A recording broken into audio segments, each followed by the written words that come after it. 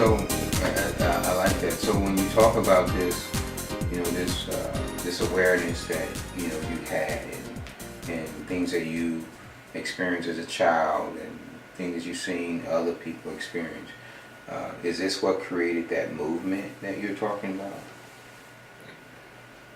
I think more so now, at this present day, if the movement that has been created in me is my children. Okay.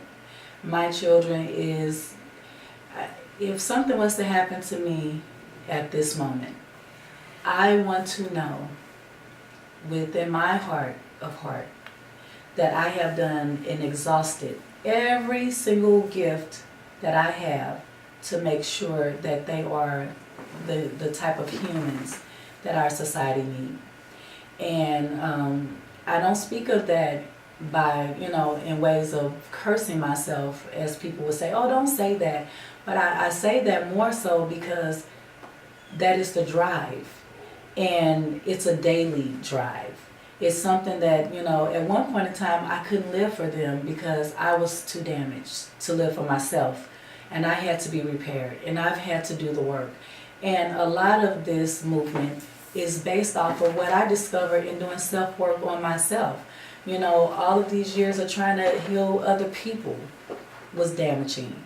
Trying to save people, the thought process of being the savior of people, how damaging that was for me, So I'm kind of now at a place of, we got to get to the basic. We can knock off the top, of this thing and go on. We could talk about religion. We could continue this culture war, the gender war, but we have to get to the basic. And in order for me to really teach a lesson to my sons, I care about my daughters also, but I also understand how important it is to make sure that my sons understand how to protect themselves. So when you talk about the basics, and you talk about your son, and you having 7 children, are you currently married, or are you in a relationship? No, I'm single. Okay. I've been divorced for 2 years. I was married for 5, and 2 of my children are actually in another state with my ex-husband. And that was a very big teaching experience for me. I can imagine. 2 very good people with great intentions, trying to fit into our world all the things that we both been conditioned what's right. And it's unfortunate because even to this day we care a great deal about one another, but there's a lot of there's a lot of conditioning that I see that prevents that from happening. Okay, so that's probably what takes you back to the basics, because you have a son here, right? I have two sons. Mm-hmm. Okay, so when you talk about taking everything back to the basics, tell me more about that. Basic golden rule. That is as basic as you can get. Treat someone how you want to be treated. Basically saying, if you know that you don't like to be harassed, at least be able to identify the feeling of harassment. That way you can know if you are the one who's doing the harassing. Our society has kind of given us this backward mirror reflection of things. It's kind of like, someone can do, especially, I'll use gender. We're talking marriage. So I'll use gender. This double standard. This double standard of and in Black communities, our community especially, this double standard of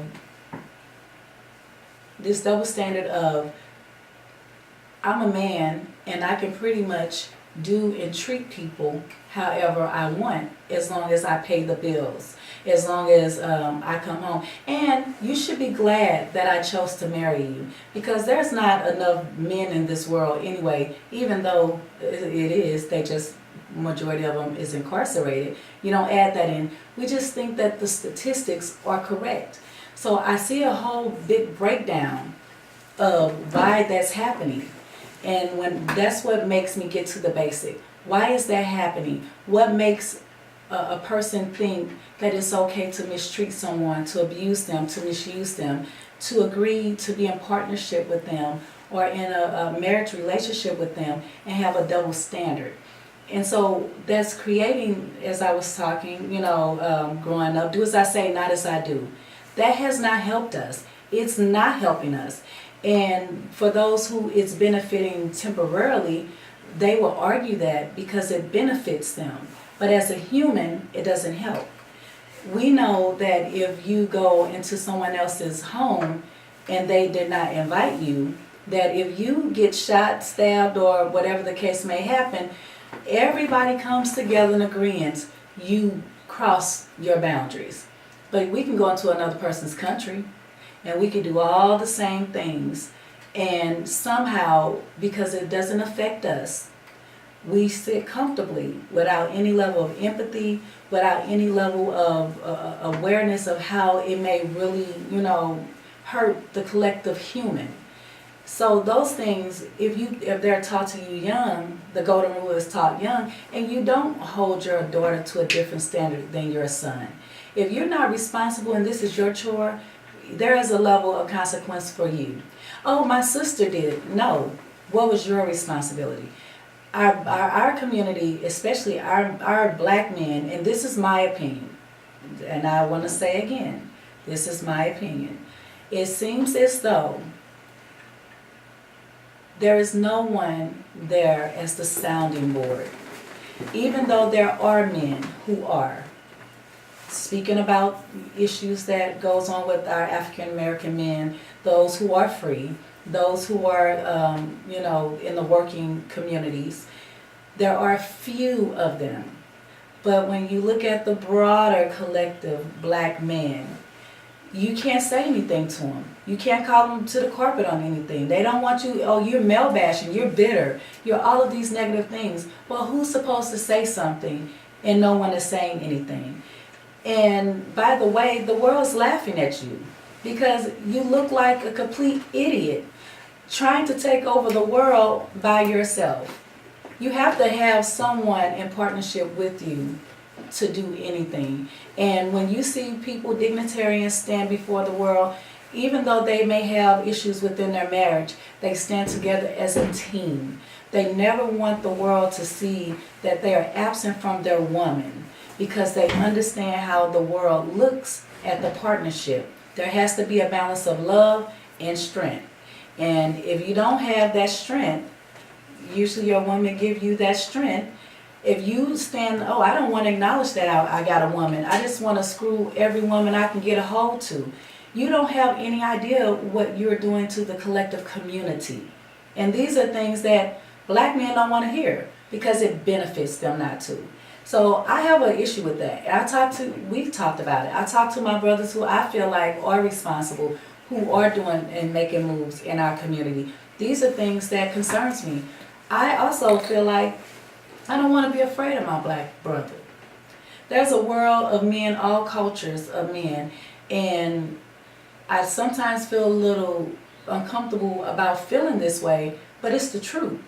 I can't go into a place where I feel as though, I'm kind of have to check them out. I got to see what they own. I got to, because they're gawking, because the level of disrespect is just oozing out of them. There is no chivalry. I mean, just be respectful. I don't need you to throw your jacket down on the ground so I can walk over a puddle, but be respectful. If you don't say anything, just don't be disrespectful. And that's how you want someone to treat your mom. That's how you want someone to treat your grandmother, your sister, and people who you can feel a level of love for. It's the golden rule.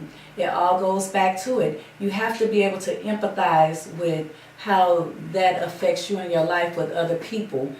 How you treat other people, it affects you in your life. And so we're basically sending out a boomerang effect to destroy ourselves. And that's why I'm screaming this. Hey, this madness has to stop.